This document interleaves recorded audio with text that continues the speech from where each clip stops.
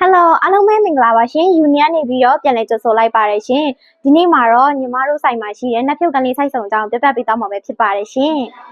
ဒီရဲ့နှက်ဖြုတ်ကလေးကဆိုလို့ရှိရင်တော့380 Newton meter ရှိပါတယ်ရှင်သူ့ရဲ့ battery ကဆိုလို့ရှိရင်တော့ 7.5 ampere ရှိပြီးတော့21 volt battery 15နှလုံးတောင်ပါပါတယ်ရှင်ဒီရဲ့နှက်ဖြုတ်ကလေးကဆိုလို့ရှိရင်တော့600 Newton meter ရှိပါတယ်ရှင်သူ့ရဲ့ battery ကတော့ 7.5 ampere ရှိပြီးတော့21 volt battery 15နှလုံးတောင်ပါပါတယ်ရှင်ဒီနှက်ဖြုတ်ကလေးကဆိုလို့ရှိရင်တော့1500 Newton meter ရှိပါတယ်ရှင်သူ့ရဲ့ battery ကဆိုလို့ရှိရင်တော့ 7.5 ampere 21 volt battery 15နှလုံးတောင်ပါပါတယ်ရှင်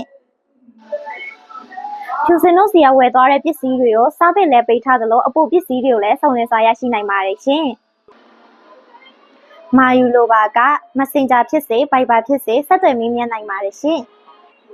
ဖုန်းနဲ့ဆက်သွယ်မယ်ဆိုလို့ရှိရင်399433လုံး84လုံး34 399380013365 399443484845တို့ဆက်သွယ်မေးမြန်းနိုင်ပါတယ်ရှင်အားလုံးကျေးဇူးအများကြီးတင်ပါတယ်ရှင်